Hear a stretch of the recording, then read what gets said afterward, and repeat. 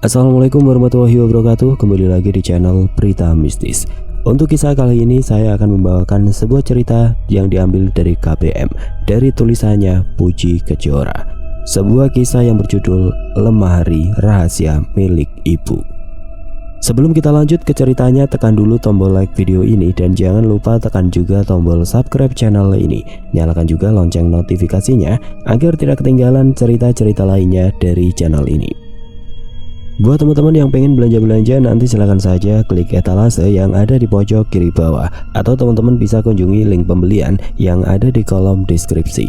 Dan seperti apa untuk kisah kali ini, langsung saja kita masuk ke ceritanya.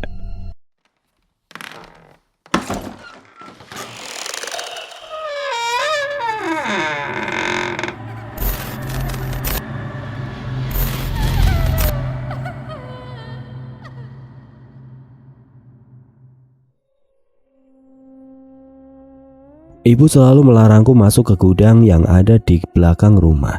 Kukira dalam gudang itu banyak barang tidak terpakai. Ternyata hanya ada sebuah lemari dan sebuah meja kecil. Namun saat aku buka lemari itu, sebuah rahasia besar terkuak. Ini tentang ibu dan perjanjian di masa lalu dengan iblis yang terkutuk.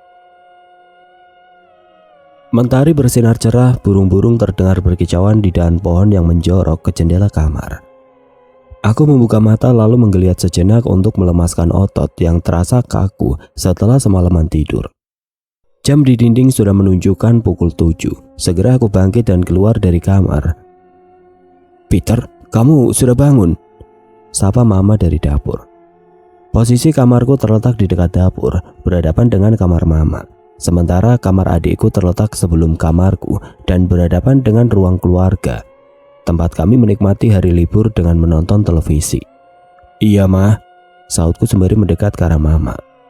Wanita parubaya yang masih terlihat cantik itu sedang mengaduk nasi dalam wajan. Aroma nasi goreng seketika menusuk ke dalam hidung, membuat cacing-cacing di perutku kian meronta, meminta untuk segera diisi. "Hari ini mama cuma masak nasi goreng, gak apa-apa kan?" tanyanya dengan tangan terus mengaduk. Aku meraih air putih dalam teko dan menuangnya dalam gelas. Seketika rasa dingin menjalar dari tenggorokan ke dalam perut saat aku menenggaknya. "Gak apa-apa mah," jawabku setelah menghabiskan satu gelas air putih. "Bahan-bahan di kulkas sudah habis. Nanti setelah sarapan, mama baru akan ke pasar." Aku mengangguk sembari bangkit ke toilet karena merasa ada yang mendesak, ingin keluar dari bawah perut. Namun saat hendak membuka pintu, ternyata terkunci. "Bentar!" teriak suara dari dalam sana yang aku kenal betul siapa pemiliknya. "Cepetan Mel, kakak udah gak tahan." "Iya sebentar baru pakai baju." Aku menahan hasrat ingin pipis dengan menyilangkan kaki dan menyandarkan tubuh ke dinding. Ya Tuhan, gak tahan lagi. "Mel, cepet!" "Bentar, dikit lagi." Astaga, sepertinya pertahananku hampir jebol. Tepat saat semua hampir tumpah, Amel membuka pintu. Kuseret lengannya agar segera keluar dan aku bisa masuk untuk menuntaskan hasrat ingin pipisku. Lega. Selesai buang air kecil dan mencuci muka, aku keluar dan kembali duduk di meja makan. Sepiring nasi goreng dengan asap yang masih mengepul tersaji dengan indah di sana. Aroma bawang goreng dan kecap tercium sangat harum. Aku segera meraih sendok dan melahap nasi goreng buatan mama yang tidak diragukan lagi rasanya. "Pelan-pelan makanya Peter," ujar mama mengingatkan. "Iya mah," jawabku sambil nyengir lalu lanjut melahap nasi goreng buatan mama. "Kakak lapar apa doyan sih? Lahap banget," ledek Amel yang sedari tadi duduk di depanku. Aku menjawab dengan bibir yang sengaja aku majukan 5 cm. Adik yang terpaut 3 tahun denganku itu menjulurkan lidahnya lalu asik bermain ponsel. "Ayo Mel, kita berangkat ke pasar sekarang," ajak mama. Gadis 17 tahun itu sejenak menoleh ke arah mama, lalu memasukkan ponsel ke dalam saku celana. "Ayo," jawabnya tersenyum, lalu beralih memandangku sambil dada-dada. Mama mengajak Amel ke pasar untuk membeli beberapa bahan makanan yang sudah habis. Sekolah dan kampus diliburkan sejak ada pandemi COVID-19. Itulah kenapa aku dan Amel sering ada di rumah, karena semua tugas kami dilakukan secara online. Rumah mendadak sepi karena tidak ada celotehan Amel. Gadis itu meski kadang nyebelin, tapi ngangenin juga. Kangen pengen jitak karena kadang kalau ngomong suka bener. Aku berencana menikmati hari ini dengan menonton televisi sebelum ada tugas dari kampus yang di-share ke grup WhatsApp. Untuk menemani nonton televisi sepertinya enak kalau aku bikin kopi. Sudah lama aku nggak bikin kopi sejak divonis terkena mah akut. Aku berjalan ke dapur lalu menjerang air di atas kompor. Sembari menunggu air mendidih, aku mengamati halaman belakang rumah yang terlihat dari jendela di depan kompor. Hanya ada jemuran mama dan pohon belimbing yang tidak pernah berbuah, padahal daunnya sangat lebat. Dari jendela ini pula aku bisa melihat ruangan yang ada di luar rumah. Ruangan yang sama sekali belum pernah aku masuki. Setiap siapapun yang mendekat ke ruangan yang selalu digembok itu, mama akan memarahinya. Entah apa yang disimpan mama di dalam sana. Air sudah mendidih. Aku segera menyeduh kopi yang sudah aku siapkan dalam gelas bersama dengan gula dan susu. Saat mengaduk, tiba-tiba pintu ruangan di belakang rumah membuka dan menutup dengan sendirinya. Suara gebrakan pintu menabrak dinding membuatku terlonjak kaget. Apaan sih? Aku berjalan keluar melalui pintu belakang, lalu menuju ruangan itu. Ternyata angin berembus cukup kencang, pantas saja pintu ruangan itu membuka dan menutup sendiri. Akan tetapi aku merasa ini aneh, tumben mama nggak mengunci pintunya. Sudah menjadi kebiasaan mama untuk mengunci ruangan ini dengan gembok. Sepertinya mama lupa. Tanganku terulur meraih handle pintu dan berniat menutupnya. Akan tetapi aku merasa ada sesuatu yang menarikku untuk masuk ke dalam ruangan ini. Penasaran? Ya, rasa penasaran membuatku tertarik untuk masuk dan melihat apa yang ada di dalam ruangan ini. Mumpung mama sedang keluar, alih-alih menutup pintu, aku justru masuk dan menutup pintu dari dalam. Gelap, tanganku menggapai saklar di dinding dekat pintu lalu menekannya. Seketika isi ruangan terlihat jelas karena lampu yang menyala. Ternyata dalam ruangan ini hanya ada satu lemari usang dan juga meja kecil di sudut ruangan. Kosong, tidak ada barang apapun di sini. Aneh, kalau memang hanya ada lemari dan meja, kenapa mama sampai mengunci dan melarang siapapun masuk ke sini? Aku berjalan mendekati lemari usang yang terbuat dari kayu, lalu membukanya. Kosong, tidak ada apapun di dalam lemari selain sebuah kotak kayu berukuran 10 kali 30 cm. Semakin penasaran, tanganku seolah bergerak sendiri meraih kotak kayu lalu membukanya. Di dalam kotak kayu itu terdapat bungkusan kain berwarna hitam. Aku membukanya pelan-pelan, lalu terlihat sebuah belati berwarna keemasan dengan 3 lubang di gagangnya. Indah sekali sehingga membuat tanganku bergerak menyentuhnya. Akan tetapi saat tanganku menyentuh belati itu, kepalaku mendadak pusing. Potongan-potongan gambar orang-orang yang tersiksa berkelebat membuat kepala semakin sakit. Lalu telingaku seolah mendengar suara-suara orang berteriak kesakitan. Peter! Kotak kayu yang kubawa tidak sengaja jatuh dan membuat isinya terlempar keluar. Mama bergegas masuk meraih belati dan memasukkannya kembali ke dalam kotak. Kamu ngapain di sini? Cepat keluar! Entahlah, aku tidak sanggup bicara. Tubuhku pun terasa kaku. Kelebatan bayangan orang disiksa dan suara-suara mereka yang merintih kesakitan membuatku bingung. Mama kembali memasukkan kotak kayu ke dalam lemari lalu menutupnya. Melihatku yang berdiri mematung, mama meraih lenganku dan menyeretku keluar ruangan. Lain kali jangan pernah masuk tanpa izin mama, mengerti? Titanya sembari mengunci pintu dengan gembok. Aku hanya mengangguk, lalu berjalan mengikuti mama ke dalam rumah. Masih ada satu pertanyaan di kepalaku. Kenapa mama menyembunyikan belati itu dari kami semua? Apa belati itu mempunyai keistimewaan? Entahlah. Saat sudah berada di dalam rumah, mama langsung masuk ke dalam kamarnya. Apakah mungkin mama marah karena aku masuk ke dalam ruangan itu tanpa seizinnya? Kak, mama kenapa? Tanya Amel yang baru masuk ke dalam rumah sambil menjinjing keranjang penuh belanjaan. Aku hanya bisa menggedikkan bahu lalu masuk ke kamarku sendiri. Sebelum menutup pintu, aku melihat Amel menggeleng sembari berjalan ke dapur. Aku tidak habis pikir. Kenapa mama menyimpan sebuah belati di dalam sebuah kotak kayu dan belatinya juga dibungkus dengan kain hitam? Aneh, ini sangat aneh. Akan tetapi untuk bertanya langsung sepertinya aku belum memiliki nyali. Aku kira yang ada di dalam ruangan itu adalah benda-benda berharga milik mama atau milik almarhum papa. Ternyata aku salah. Sekarang kepalaku semakin pusing. Lebih baik aku buat tidur saja. Barangkali nanti setelah bangun tidur, rasa pusing di kepalaku menghilang. Baru saja hendak memejamkan mata, terdengar suara teriakan dari luar kamar. Aku bergegas bangkit dan keluar. Hampir saja aku dan Mama saling bertubrukan. Sejenak kami saling pandang, lalu bersama-sama menuju sumber suara yang terdengar dari dapur. Di dapur sangat sepi. Keranjang belanjaan yang tadi dibawa oleh Amel sudah tergeletak di lantai, isinya berhamburan tidak karuan. "Kemana Amel?" tanya Mama panik. "Enggak tahu, Mah," jawabku sambil mengedarkan pandangan ke segala arah. Aku mengedarkan pandangan ke halaman belakang rumah dan melihat tubuh Amel tergeletak di bawah pohon belimbing. "Mah, itu Amel." Aku dan Mama bergegas lari menghampiri Amel. "Mel, kamu kenapa? Bangun, Mel," ucap Mama sembari menepuk pelan pipi Amel. "Sini Mah, biar aku bawa Amel masuk." Lalu dengan hati-hati kubopong tubuh Amel dan membawanya masuk ke kamarnya. Aku meletakkan tubuh Amel ke ranjang dan Mama mencari minyak kayu putih yang biasanya diletakkan di dalam laci nakas. Setelah minyak kayu putih ketemu, Mama mengoleskan sedikit di bawah hidung Amel. Aku sendiri berusaha membangunkan Amel dengan menggosok telapak kakinya. Usaha kami tidak sia-sia. Amel perlahan membuka mata. Sejenak ia mengerjap, lalu menghambur memeluk Mama. "Ada apa, Mel? Kenapa kamu bisa sampai pingsan?" Amel menggeleng dalam pelukan Mama.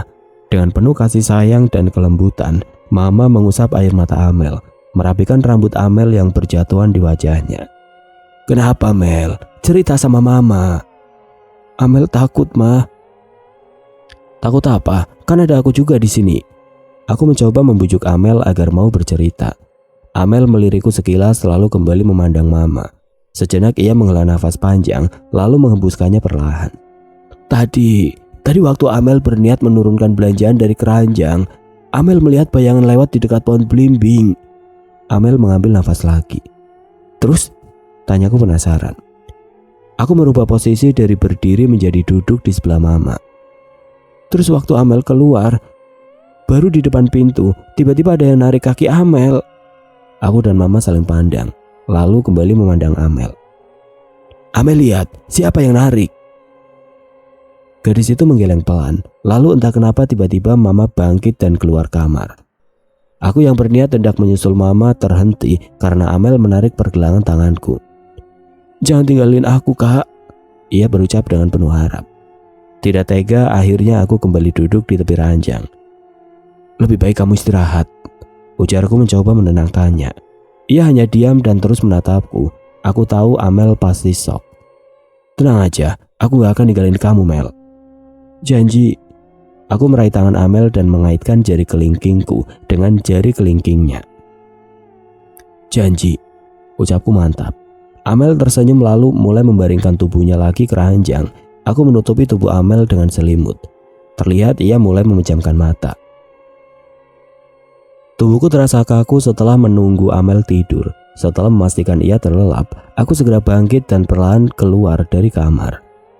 Dengan sangat hati-hati aku menutup pintu agar tidak menimbulkan suara yang bisa membuat Amel terbangun. Sepi, aku tidak melihat Mama di dapur maupun di ruang keluarga. Aku mencoba mengetuk pintu kamar Mama, tapi tidak ada sautan. Aku khawatir karena Mama tiba-tiba keluar dari kamar Amel dengan raut wajah yang tidak bisa kuartikan. Mama, panggilku sambil mengetuk pintu kamar Mama. Masih tidak ada sautan. Penasaran, aku membuka kamar Mama dan kosong. Kembali aku menutupnya lalu beralih ke dapur. Sepi. Apa mungkin Mama ada di ruangan itu? Ruangan yang selalu ia kunci rapat. Bergegas aku mengintip melalui jendela depan kompor. Gemboknya yang dipakai Mama untuk mengunci masih terlihat terpasang. Artinya gak mungkin kalau Mama ada di dalam tanpa membuka gembok. Mungkin Mama lagi ke warung. Aku berniat kembali ke kamar. Alangkah terkejutnya aku saat menoleh ke belakang. Ternyata Mama sudah ada di belakangku dan kini kami saling berhadapan. Mama dari mana sih? Dari tadi Peter cariin." Tapi wanita yang melahirkanku itu hanya diam. Matanya fokus menatapku tanpa berkedip. "Ma," aku mengibaskan tangan di depan wajah Mama. Entah mengapa mendadak ada rasa takut melihat ekspresi datar Mama. Aku berjalan pelan melipir ke dinding menuju kamar. Mama terus menatapku dengan ekspresi datarnya. Hingga tidak kuasa, aku mempercepat langkah karena terlalu takut. Dan sayangnya karena tidak hati-hati, aku jadi menabrak Mama hingga ia terjatuh. Tunggu, Mama, loh kok? Aku menoleh ke belakang menatap ke arah Mama yang tadi menatapku dengan ekspresi datar. Kosong. Kamu ngapain sih, Peter? Tegur Mama sambil mencoba bangkit. Mendengar Mama bicara membuatku sedikit lega. Itu artinya Mama yang ini adalah mamaku yang asli. Enggak, itu... Aku tidak tahu harus memberitahu Mama atau enggak tentang Mama palsu yang tadi kulihat. Itu, apa sih? Itu... Tadi ada tikus. Tikus? Yang benar, masa sih ada tikus? Iya Ma, tadi ada tikus. Tahu sendiri kan Ma, kalau aku itu takut tikus. Takut sih takut, tapi hati-hati kalau mau lari. Udah, Mama mau masak buat makan malam dulu. Wanita parubaya itu beranjak ke dapur dan mulai asik dengan perkakas dan peralatan memasaknya. Sementara itu aku memilih masuk ke dalam kamar dan berbaring. Niat hati ingin tidur karena hari sudah siang. Nanti sore aku membutuhkan tenaga ekstra untuk bekerja di kafe. Akan tetapi, aku masih tetap tidak bisa tidur meskipun sudah sekuat tenaga memejamkan mata. Bayangan wajah Mama palsu terus terngiang-ngiang di kepala. Aku baru sadar jika seharian ini kejadian aneh terus menimpa kami. Sebenarnya ada apa ini? Kenapa mendadak kami dihantui sosok-sosok tidak kasat mata? Aku terbangun di sebuah hutan yang sangat lebat. Pohon-pohon berdahan besar dan tinggi menjulang, daun-daunnya sangat rimbun hingga menutupi sinar rembulan yang malam ini terlihat bulat sempurna. Aneh, kenapa aku ada di hutan? Bukannya tadi aku ada di rumah, lalu kenapa sekarang aku ada di sini? Apakah aku sedang bermimpi? Saat begitu banyak pertanyaan yang melintas di kepala, tiba-tiba aku mendengar suara kaki kuda yang berderap dari kejauhan. Aku segera bersembunyi di balik semak. Suara derap kaki itu berhenti tepat di depanku, akan tetapi aku sama sekali tidak memiliki nyali untuk sekedar mengintip. Ampun Gusti Ratu, kenapa kita berhenti di sini? Ujar sebuah suara yang terdengar berat. Aku mencium ada sesuatu di sini. Suara lembut seorang perempuan terdengar merdu di telinga. Apa itu Gusti Ratu? Apakah berbahaya?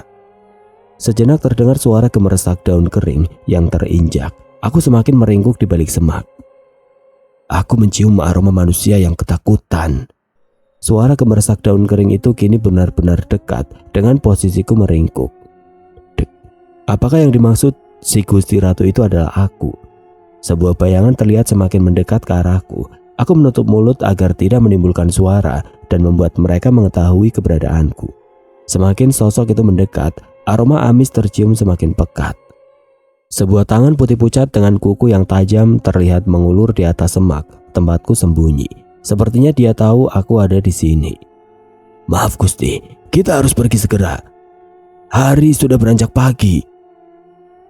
Tangan tadi berhenti lalu kembali ditarik oleh pemiliknya. Aroma amis yang tadi sangat menyengat berangsur menghilang seiring dengan menghilangnya suara derap kaki kuda. Aku kembali berdiri dan berjalan menyusuri hutan. Entah kenapa aku bisa tersesat di tempat seperti ini. Terdengar teriakan minta tolong dari kejauhan. Tolong, tolong. Seketika langkahku terhenti saat suara minta tolong itu kini semakin dekat. Jika aku perhatikan, suara itu mirip sekali dengan suara Amel. Aku segera berlari menuju sumber suara. Terkejutnya aku saat melihat Amel melayang-layang di udara. Kakinya menjejak ke sana kemari. Tolong. Aku berniat untuk menolong Amel, namun sialnya sosok yang ada di depan Amel mengetahui keberadaanku, lalu mengulurkan tangannya ke depan. Seketika, tubuhku melayang dengan sendirinya. Kakak, tolong! Amel berteriak panik. Tenang Mel, kakak akan menolongmu. Sosok bayangan hitam besar itu terus membuat tubuhku melayang semakin ke atas hanya dengan mengulurkan tangannya ke depan, lalu mengangkatnya perlahan. Aku berusaha untuk lepas, namun sia-sia. Aku tidak bisa turun dan kini malah rasanya leherku tercekik. Berhentinya aliran oksigen ke otak membuat kepala dan wajahku mendadak berat. Lidahku menjulur dengan sendirinya. Peter, bangun Peter. Aku seketika membuka mata saat merasa tepukan di pipi kiriku. Mama, ujarku sembari duduk. Kamu kenapa? Mimpi buruk? Tanya mama khawatir. Enggak kok ma. Beruntung apa yang kualami tadi hanyalah sebuah mimpi. Akan tetapi aku merasa mimpi itu seakan nyata. Terus ngapain kamu megang leher sambil menjejakkan kaki gitu? Aku hanya diam karena aku tidak tahu harus menjawab apa. Ya sudah, kalau nggak mau cerita, ini hampir maghrib, cepat mandi. Aku bangkit perlahan mengikuti mama keluar dari kamar menuju kamar mandi. Di dalam kamar mandi aku melepas kaos yang aku kenakan. Tiba-tiba ada rasa perih di leher bagian kanan. Aku merabanya, perih. Lalu aku melihat bayangan wajahku melalui cermin yang terpasang di belakang pintu. 3 buah luka gores terlihat menganga dan masih basah, namun tidak terlihat ada darah di sana. Dari mana luka ini? Apakah mungkin dari mimpi tadi? Artinya yang tadi bukan mimpi. Aku bergegas kembali memakai kaos dan keluar dari kamar mandi dengan terburu-buru. Yang ada dalam pikiranku saat ini adalah Amel, mama yang ada di dapur sampai terkejut. Kenapa Peter? Entahlah, aku tidak bisa menjelaskan. Aku kembali beranjak mendekati kamar Amel. Mel, Amel, panggilku sambil mengetuk pintu. Kamu kenapa Peter? Wajah kamu khawatir sekali. Amel mah, ujarku sambil kembali mengetuk pintu. Kenapa dengan Amel?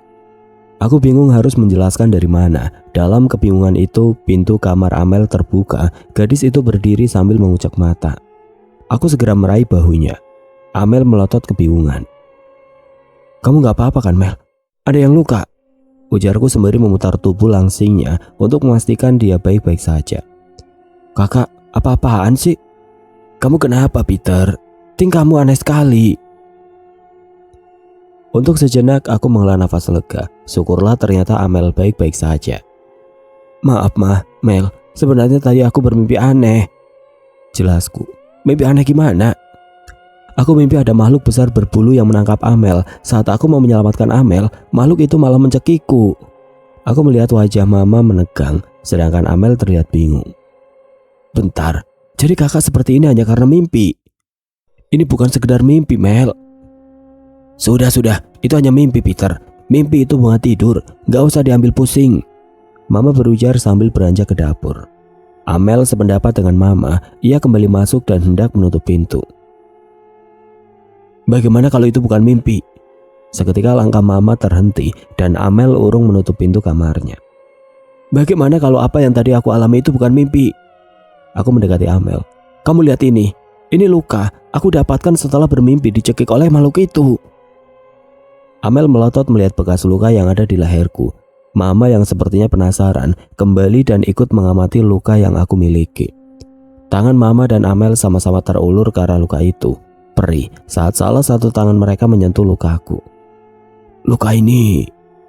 Mama menarik kembali tangannya lalu menggeleng. Mama lalu beranjak masuk ke kamar dan menutup pintu dengan sedikit kencang. Aku dan Amel saling pandang. Apakah mama mengetahui sesuatu dengan apa yang sedang terjadi ini? Sakit gak kak? Tanya Amel sambil menyentuh luka di leher. Au. Aku mengadu saat jarinya terasa menyentuh luka. Sakit lah Mel. Amel menarik tanganku masuk ke kamarnya dan mendudukkan aku di tepi ranjang. Ia lalu meraih kotak P3K yang ada di atas lemari pakaiannya. Kakak yakin yang kakak lihat di sana itu aku? Tanya Amel sambil mengobati lukaku. Aku yakin betul Mel. Pelan-pelan Mel. Ini udah pelan kak. Amel terlihat fokus sekali mengobati luka yang aku miliki ini. Aku lebih banyak diam, kadang mendesis karena menahan perih saat Amel menempelkan obat di lukaku. Sebenarnya mama itu kenapa? Tiba-tiba masuk kamar sambil membanting pintu. Apakah mungkin mama mengetahui sesuatu? Pagi menjelang, sinar matahari menelusup melalui salah tirai jendela yang sedikit tersingkap. Aku bangkit lalu sejenak menggeliat untuk merenggangkan otot. Kak, bangun! Amel berteriak dari balik pintu sambil mengetuknya keras. Iya udah bangun. Buka pintunya. Dengan malas aku bangkit dan membuka pintu kamar. Adik tercantikku itu berdiri di depan pintu dengan penampilan yang sudah rapi. Kenapa? Anterin aku ke rumah Winda yuk. Kan bisa naik ojol Mel. Gak mau, aku maunya dianterin kakak. Males ah. Aku kembali menutup pintu, tapi dengan sigap Amel mencegahnya. Ayolah kak, sekali saja. Ia mulai merengek. Aku terdiam dan berpikir sejenak. Boleh sih, tapi ada syaratnya. Iya, bakso kan kecil itu, ujarnya sambil menjentikan kelingking. Ya udah, kakak siap-siap dulu. Aku kembali masuk ke kamar untuk mengambil baju dan celana yang akan aku pakai. Amel terlihat asik nonton televisi saat aku melewati ruang keluarga untuk ke kamar mandi. Gak sabar rasanya ingin menikmati bakso hangat dan pedas di warung bakso langganan. Cepetan kak, teriak Amel dari luar. Iya bentar. Dasar bawel, baru masuk kamar mandi udah diteriakin suruh cepet, mandi aja belum. Usai membersihkan seluruh tubuh dengan sabun wangi, aku segera berpakaian dan keluar. Amel masih terlihat asik menonton televisi.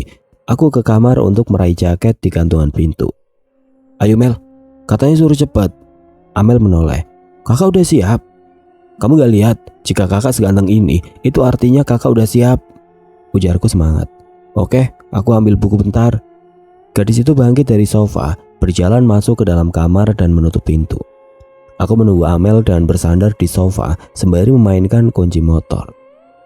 Terdengar suara pintu kamar Amel terbuka. Adikku itu berdiri di ambang pintu sambil memasukkan buku ke dalam tasnya. Aku terkesiap melihat sosok di belakang Amel. Seketika tubuhku seolah kaku hingga kunci motor yang sedang kumain-mainkan terjatuh ke lantai. Sesosok bayangan hitam yang besar sedang berdiri tepat di belakang Amel. Matanya yang merah menyala menatapku dengan lekat. Kak, ayo. Ingin rasanya menarik Amel dan mengajaknya berlari. Akan tetapi, jangankan untuk berlari, gerak saja susah. Kak, panggil Amel dengan suara lebih tinggi. Ish, Kak Peter nyebelin deh. Ia lalu menarik tanganku dan membawaku keluar rumah dengan paksa. Seketika aku bisa bernapas lega. Kakak kenapa sih? Aneh deh. Enggak apa-apa. Terpaksa aku berbohong. Gak mungkin aku cerita pada Amel tentang sosok bayangan hitam yang sempat berdiri di belakang tubuhnya. Bila-bila Amel ketakutan dan gak mau pulang ke rumah. Ayo cepetan jalan kak, udah telat nih. Aku merogoh saku celana, tapi kunci motor yang kucari tidak ada di sana. Lalu saku yang ada di kaos dan jaket. Tapi juga saku itu kosong. Cari apa kak? Kunci, kamu lihat gak? Amel menggeleng. Aku berusaha mengingat-ingat kunci motor yang perasaan tadi aku membawanya. Dan seketika aku ingat, kunci itu jatuh saat aku melihat bayangan hitam di belakang tubuh Amel. Sial, itu artinya aku harus masuk ke rumah dan kembali berpapasan dengan makhluk seram itu. Demi Amel yang terus merajuk, mau tidak mau aku kembali masuk ke rumah. Mama sedang keluar entah kemana, jadi di dalam rumah keadaannya sangat sepi. Kembali aku melangkah ke dalam rumah mengendap-endap saat melewati kamar Amel. Terlihat kunci motor tergeletak di lantai dekat dengan sofa. Aku segera meraih lalu sekuat tenaga keluar rumah. Amel masih menunggu di samping motor dengan wajah cemberut. Ayo, ucapku sambil naik ke atas motor dan mulai menyalakan mesinnya. Ngapain sih kak, kok lari-lari? Gak apa-apa, biar cepet aja. Lagi aku berbohong. Amel naik ke boncengan dan aku melajukan motor di atas aspal menuju rumah teman Amel bernama Winda. Kak Peter, nanti Amel gak usah dijemput, biar aku aja yang anterin Amel pulang, ujar Winda saat aku bersiap untuk pulang. Gadis berambut panjang teman Amel itu tersenyum manis. Nanti ngerepotin? Enggak kak, masa gitu doang ngerepotin. Oke deh, aku mulai menyalakan motor. Kalau ada apa-apa atau kalau kamu nggak bisa antar Amel pulang, telepon aja, oke? Siap kak. Roda motor kembali berputar di jalanan yang selalu padat. Aku memilih ke rumah Benny daripada pulang. Takut kalau makhluk hitam itu muncul lagi. Woi sob, tumben lu main ke rumah gua, ada apa nih? Ujar Benny sambil berjalan mendekatiku yang masih duduk di motor. Emang gak boleh ya? Ya boleh lah. Benny merangkulku saat aku sudah turun dari motor. Teman kuliahku itu menuntunku masuk ke dalam rumahnya. Gimana kabar lo sama keluarga lo? Baik kan? Baik, lo sendiri gimana? Lo lihat sendiri, gua dan keluarga gua baik-baik aja. Ia merentangkan kedua tangannya. Kami lalu asik bercengkrama dan saling tertawa. Hampir pukul 9 malam saat tiba-tiba ponselku berdering dari mama. Iya mah. Pulang sekarang Peter, adikmu Amel. Kenapa dengan Amel mah? Pulang dulu, nanti kamu tahu sendiri. Aku segera menutup sambungan telepon dan bersiap untuk pulang. Adik lu kenapa, Sob? Nggak tahu, nyokap nggak cerita. Gue cuma disuruh pulang. Penny mengangguk sambil berdiri, mengantarkan aku sampai halaman. Gue balik dulu. Hati-hati, Sob. Lalu aku mulai kembali melaju kencang. Entah kenapa aku merasa ada hal yang buruk yang sedang mengintai Amel. Jika diingat-ingat, awalnya ada yang menarik kaki Amel sampai Amel pingsan. Lalu aku bermimpi ada sosok hitam yang menangkap Amel. Lalu tadi aku melihat sosok itu di belakang tubuh Amel. Aku semakin mempercepat laju motor dan tidak lama aku sampai di rumah. Terdengar suara teriakan dari dalam rumah yang membuatku semakin panik. Aku bergegas masuk dan menemukan Mama duduk di depan kamar Amel yang tertutup.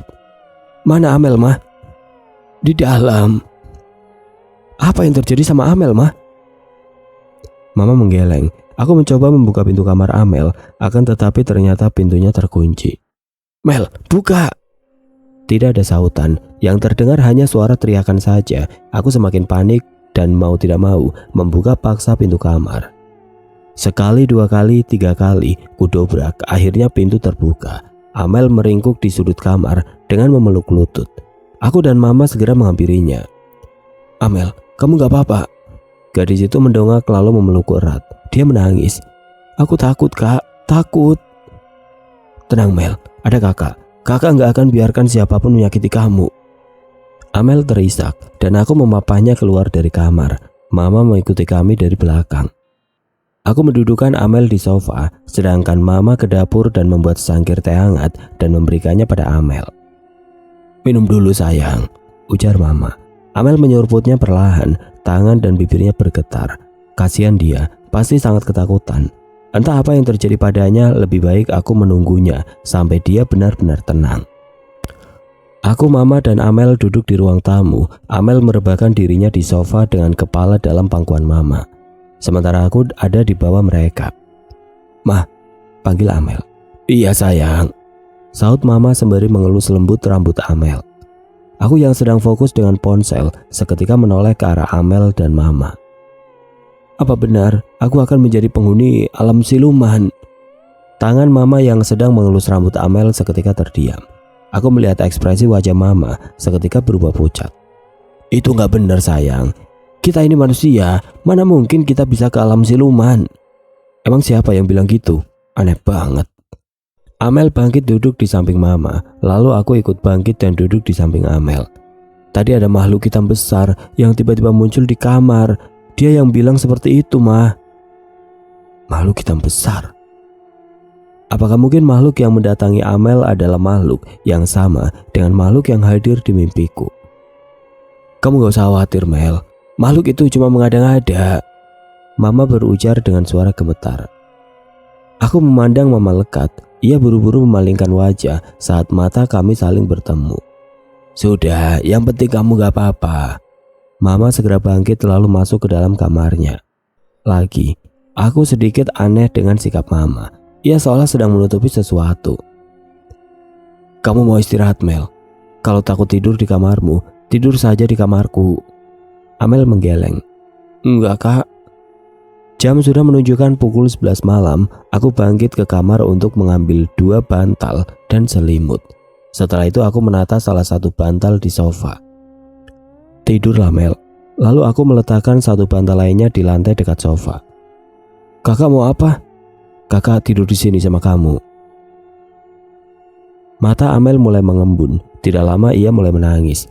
Aku segera duduk di samping Amel, meraih bahunya, lalu membenamkan wajahnya dalam pelukanku. Aku takut, Kak. Tenang, Mel, ujarku sembari mengelus rambutnya. Kakak akan selalu menjaga kamu dan gak akan membiarkan siapapun menyakiti kamu. Jangan pernah tinggalin aku, Kak. Gak akan. Kakak akan selalu ada buat kamu. Amel menarik wajahnya lalu tersenyum. Terlihat jelas rasa takut dan khawatir di matanya. Mata yang terus saja mengeluarkan air mata. Sudah, sekarang kamu tidur. Kakak akan jagain kamu di sini. Aku bangkit untuk memberikan ruang agar Amel bisa berbaring. Saat ia sudah berbaring, aku memakaikan selimut sampai sebatas dada. Makasih, Kak. Sama-sama. Ia lalu memejamkan mata, sementara aku duduk di lantai dan menyandarkan kepalaku di sofa. Matahari belum juga muncul saat tiba-tiba terdengar suara gebrakan keras. Aku bangkit dan terkejut saat tidak menemukan Amel. Mama berlari masuk ke rumah dengan tergesa, bibirnya bergetar dengan nafas ngos-ngosan. Ada apa, Mah? Amel mana? Amel, Amel. Sejenak Mama mengatur nafas. Amel kesurupan. Tepat saat Mama bilang Amel kesurupan, saat itu terdengar suara teriakan melengking, lalu berganti tawa yang mengerikan. Aku dan Mama bergegas keluar dan mendapati Amel tengah duduk di salah satu dahan pohon mangga sambil menggoyangkan kaki. Matanya terlihat kosong, tapi bibirnya terus tertawa, lalu menangis tiba-tiba.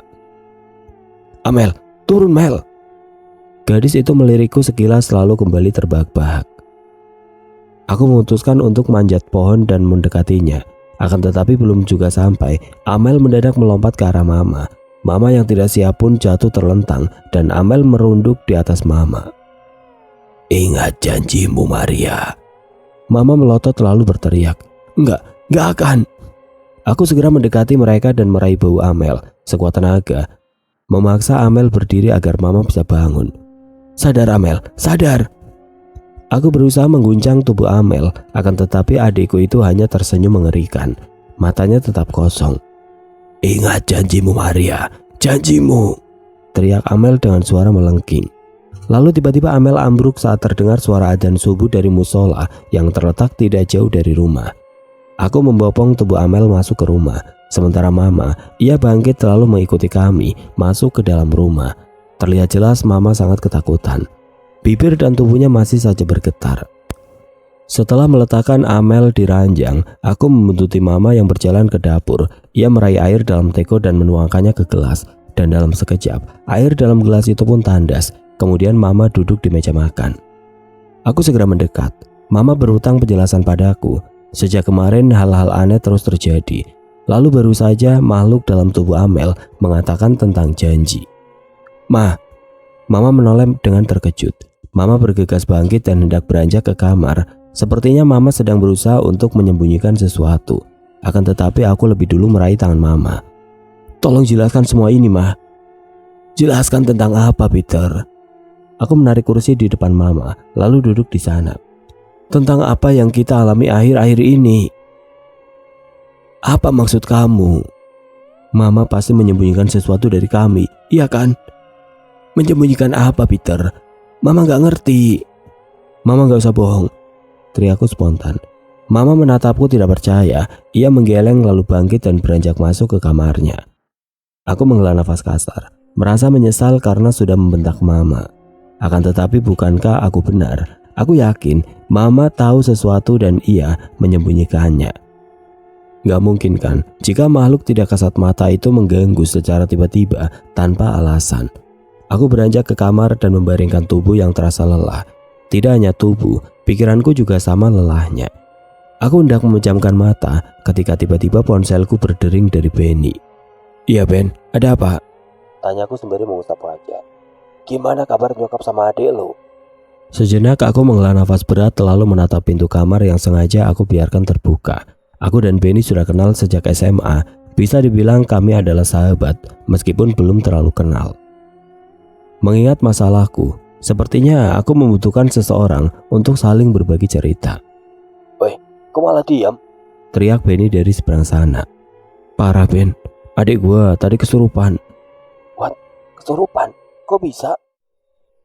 Aku lalu menjelaskan semua pada Benny.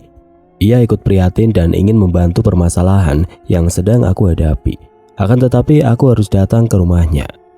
Datang ke rumah gua nanti malam, oke? Ujar Benny. Iya, gua usahakan. Jangan akan, harus. Lo harus datang atau lo bakal nyesel. Iya, oke. Gua ke rumah lo tepat pukul 8 malam. Oke, gua tunggu. Lalu sambungan telepon pun terputus dan aku meletakkan kembali ponselku di atas nakas. Saat hendak kembali berbaring, aku melihat sekelebat bayangan melintas di depan kamar yang pintunya sengaja tidak aku tutup. Bayangan itu mirip dengan Mama. Apakah itu Mama? Aku segera keluar untuk memastikan. Akan tetapi, sepi. Tidak ada apapun di sana. Lalu bayangan siapa tadi? Oke teman-teman, sampai di sini dulu ceritanya. Nantikan kelanjutan kisah ini di video berikutnya. Agar tidak ketinggalan, klik tombol subscribe channel ini dan nyalakan lonceng notifikasinya. Wassalamualaikum warahmatullahi wabarakatuh.